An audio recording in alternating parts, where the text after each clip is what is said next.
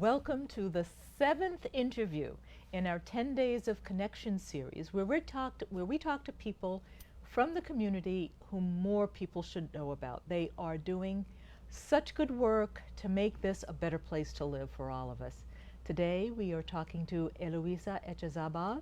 She is keeping the history of the Pedro Pan exodus of children from Cuba alive for all of us. Welcome, Eloisa. Thank you, Nancy. Tell us, what was Operation Pedro Pan? Operation Pedro Pan was the exodus that brought over 14,000 children from Cuba to the United States. Our parents sent us alone because they wanted to save us from communist indoctrination and repression, and most of them were not ready to leave the country at the time, so they decided to get us out of there. Over how many years did this take place? Oh, this started in December 1960, and it ended officially in October 1962. Did it start New Year's Eve, when with the march into Havana? No. The march into Havana was in 1959. 59. Yes, our exodus started in December 1960. And it all started in Havana because the parents that were afraid to leave the children in Cuba because they were being indoctrinated and living in repression, they came to see James Baker, who was the headmaster of Ruston Academy, an American school in Havana, and they wanted Mr. Baker to help them get the children out. So Mr. Baker came to Miami, and together with Father Brian Walsh, they created a team, and that's how the whole exodus started. And what did it take to get our government to agree to this? I don't know the background details, of course, but I don't think it took too much. I think the government at that time wanted to help the parents in Cuba. They recognized, the perils that the children were going through, and so I have heard that they were very willing. They were very willing to help us, and especially when they decided to start issuing visa waivers, because the U.S. Embassy closed in Havana, closed in January of 1961. So no more student visas could be issued. Therefore, the U.S. government approved the issuance of visa waivers for us. Was this a secretive operation in Cuba? Was that hidden from the Castro regime? The common knowledge or opinion is that it was. But, I think it's very difficult it would have been very difficult to keep it secret because so many children, there were airplanes full of children traveling alone without their parents. So supposedly it was secret. But I think that the government knew. But, at that time, what could they do? We were coming legally.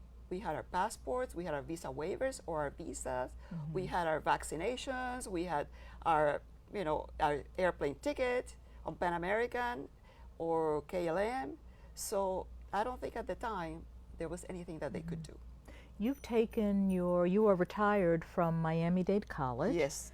And so you have really taken this on as a labor of love and also a personal labor of love. Yes. And you have also taken your show on the road. Who's asked you to make presentations? Okay, well, here in our area, Miami-Dade College, I've made presentations at FIU, University of Miami, Barry University. And what about outside of? Outside of here, yes. I was invited to be part of a panel at the Smithsonian. This was in 2011.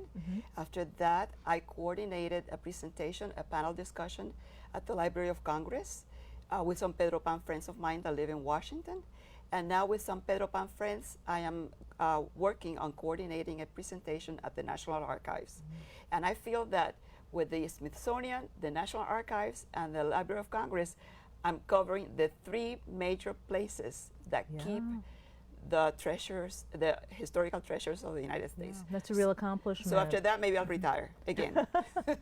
Well, just to give the viewers an idea of how much work goes into what you are doing, can show us the list here. This is, okay. Once the children started arriving in Miami, Monsignor Walsh got camps and group homes for us. But when we began, so many began to arrive, there was no place in Miami anymore. So he reached out to organizations all over the United States. So it ended up that we ended up in over 100 cities in over 35 states, the District of Columbia and Puerto Rico.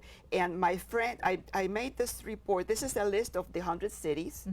And I did this with my Pedro Pan friend, Jose Ignacio Ramirez. And we got the information from the Barry Archives. So because the Barry Archives is where all the Pedro Pan original files are kept. Really? And I worked there as a volunteer for a long time. And that's how I met the people from the Miami Herald who went to Barry so they could create the Miami Herald database, which is online at the Miami Herald. And I helped create that too. But you know, this is a list of all the 100 cities. And this is on my, this is on my website. I have a website. What's your website? My website is pedropanexodus.com. Okay, pedropanexodus.com. Yes, I have a lot of documents. I have interviews with people that were instrumental in our exodus in those years. Many of them are no longer with us, but I have the interviews with them. They're in my website and they're in YouTube.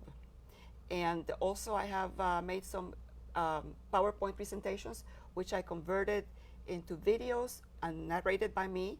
And I have one that's 35 minutes, another one that's 20 minutes, and another one that's 10 minutes. And they're all in my website and in YouTube. You know, as I look at the list of cities here, you know, the people, kids were sent to South Dakota, sent to Texas, very, very foreign places. I was sent to Buffalo. You were sent to Buffalo, New York, yes. where it snows, right? Yes, my sister and I. Yeah. We arrived in September and we were there until May. I saw a panel discussion a few years ago at the Fort Lauderdale Museum of Art of Pedro Pans, and some of them talked, though they had successfully remade their lives, they were adults now, though they had successfully remade their lives, a few of them talked about the trauma that they still carry with them. Can you talk about that? Yeah, well, it depends on the person. And some of us talk about it, and we've put some of the sad memories behind us, or we've tried. But some people are different. You know, some people don't even want to talk about it now. And it also depends on the experiences that we had. I mean, I went through the trauma of separating from my parents with my sister. My sister was 8 and I was 13. I went through the trauma of the separation, life in the orphanage. We were in an orphanage in Buffalo for 2 months. It was quite a change. And then we were sent to a foster home. And it was fine, but it was not our home. Where was the foster home? Also in Buffalo, yeah. So, and some people's environment were different than others. You know, it depends on the type of orphanage that you were sent to, on the type of foster family that you were sent to. So there was over 14,000 of us. Of course, half of the 14,000, when they arrived in Miami, were met by relatives or friends. So it was like 7,000 who were alone without their parents. And those are the ones that were sent all over the United States. You said that you did not know you were part of the Exodus until you were an adult. That's right, yeah. In the late 80s. How did that happen? I know. I had never thought about it because you get to this country and you enroll in high school, you have to study, your parents have to work, so you don't think about that. I just put everything behind me. So one day in the 80s, I was reading an article in the Diario Las Americas, that was the Spanish newspaper in Miami. And it was an article that said that they were gathering, they were reaching out to all these children that came alone in the 60s unaccompanied, and they wanted to get us all together. And I go, my God, that's me. So I called, and the person that answered was Eloisa Echazabal. And she's a person that was very instrumental in getting us all together. Unfortunately, she passed away. But and I that's remember how Ellie. I interviewed her. Okay. Yeah, she was a wonderful woman. Yes, yes. And then that's how I found out that we had been, the Exodus had been dubbed as Operation Pedro Pan. And do you know who coined that term? A Miami Herald reporter. Oh, really? Yes. Do you remember who? Jim Miller. There's an article. He wrote an article about that. So it must be someplace around here. I have a copy. What was the significance of Peter Pan, basically? That's it. Yeah, it's an analogy to Peter Pan, the character from Disney, because it was the boy who flew to Never Never Land. Although we knew where we were flying Right. to, but that character. So that's where it came from. Right, Yeah. right, get it. Yeah. How does your experience as part of the Exodus, as experiencing the separation, how does it inform how you view a more contemporary separation of kids at the border, our southern border, or children who are showing up unaccompanied? Well, regardless of the politics behind the whole thing, I think that children are children. They were children, there will always be children, and I feel that they need to be helped. As a matter of fact, to give you an example, about a year ago, I volunteered with Catholic Charities to help in their unaccompanied refugee minors program that they have now. So I volunteered to help them with that. I went through the background check with the training, and now I'm waiting to start working with them. I've been involved in some life projects which have delayed that a little bit, but I feel that those children need to be helped. I mean, whether the parents should have brought them or not, they're here. That's how I feel about it. Right. Do you have reunions?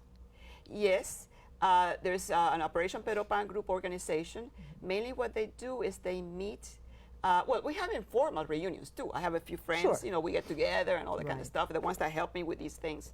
But there's an organization and they have breakfast or lunches every month. And usually, I'm always busy, but usually I try to make it to the December meeting because it's a toy drive. So I go and I bring the toys. And also to the one in January, which is a celebration of Jose Marti, which is one of our most loved Cuba's apostles. So I try to make it to those two. But they get together every month. Did you ever meet Father Brian Walsh? Of course, yes, I did. As a matter of fact, I think I met him the same day that I met Ellie at at a reception to get all these people together at the mayor's office in Coconut Grove. It was a beautiful reception. I think it was even outdoors. And that's where I met Monsignor Walsh. And then I kept seeing him and talking to him. Actually, he's the one that called my attention because one day I said something about Peter Pan, and he said, Eloisa, it's not Peter Pan, it's Pedro Pan. Even if you're speaking in English, it's Operation Pedro Pan. I'll never forget that. It came from him. And oh yes, I loved him. He was so intelligent, and he was so kind, and he was so well-mannered. You know, we all loved him very much, yes. Right. Yes. Well, I really want to thank you for joining us. Oh, my pleasure. Today. Thank you for your Oh, invitation. absolutely. This is this is really integral to Miami history and American history. Oh, I forgot to tell you that please. I also made present. Did I mention I made present? Oh yes, I did tell you. The Library of Congress and the Smithsonian, but also to the Catholic University of America in Washington and to the University of Maryland. Really? Yeah. So you're spreading the gospel. Yes. You're spreading the gospel. Yes. Well, thank you so much for joining us. And we have one more interview tomorrow. We'll be talking to Mindy Marquez, the new publisher of the Miami Herald and my new boss. She is someone who we all need to know. We think that because she now heads this institution, she's someone more people should know. And I hope you join in tomorrow at 4 to get to know her a little better. Eloisa, thank you very, very much. Thank you. Take care. Thank you. Bye.